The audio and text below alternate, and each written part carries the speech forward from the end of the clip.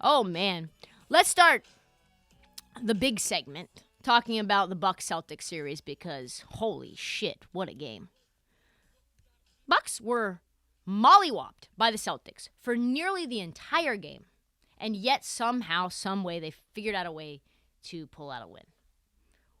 Was Celtics Bucks, I wonder, the best Game 5 in history? It was close. It was so good. I can't think of another one off the top of my head. I'd like you guys in the comments, in my DMs, to let me know what's a better Game 5 than that.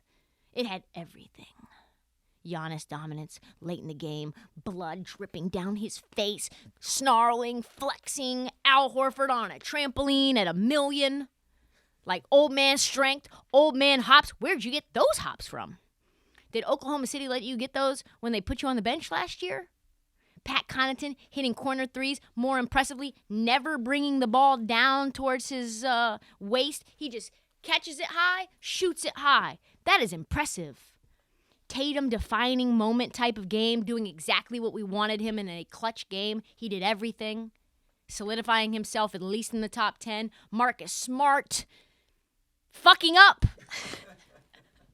Thinking that he should be the one to take the last shot of the game, thinking that he should be running the offense and getting his pocket picked by Jrue Holiday.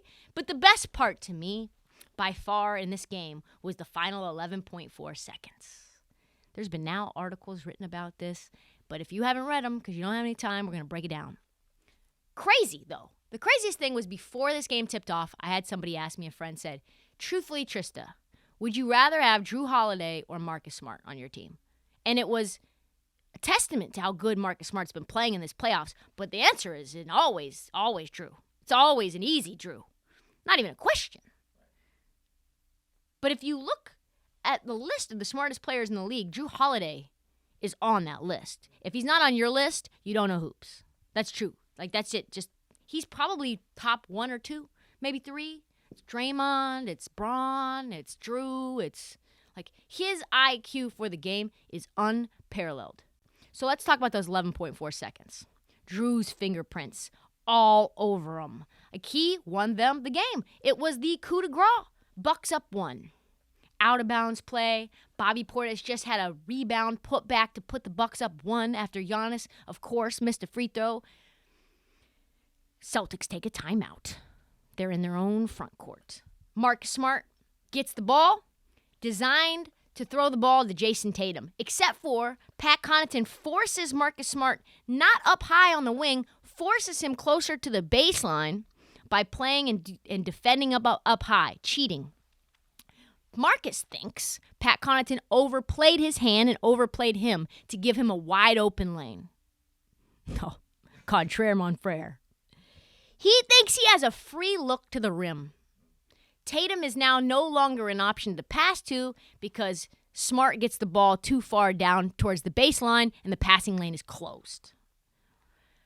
Connaughton gets back in front of Marcus Smart at the last minute, looking like he fucked up, and chases back to contest.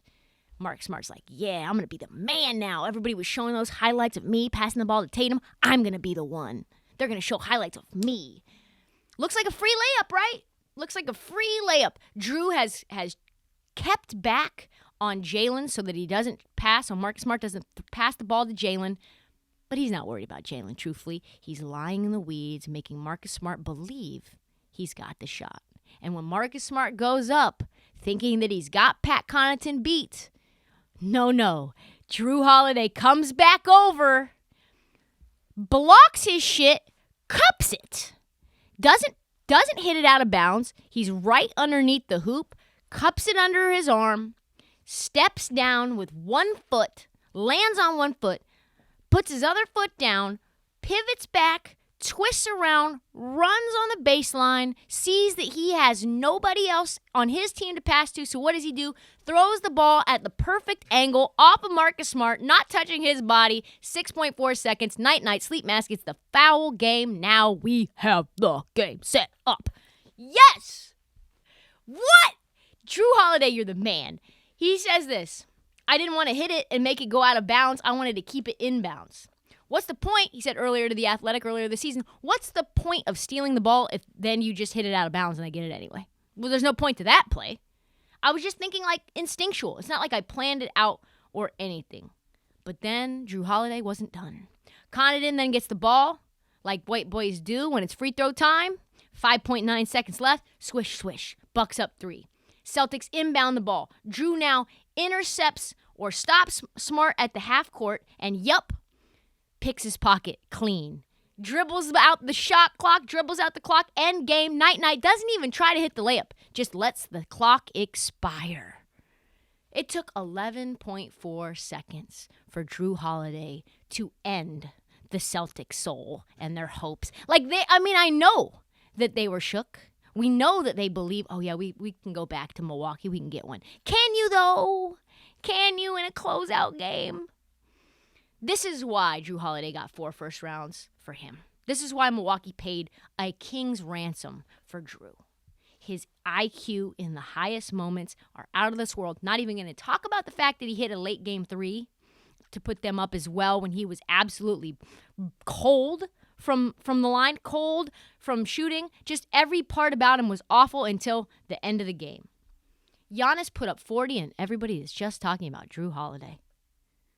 I could get in to the fact that Iguodala says Jrue Holiday has the strongest core in the NBA, or how Jrue Holiday trains barefoot because the feet are the center of all strength and balance, and all of the things that he do centers on his ankles and feet strength.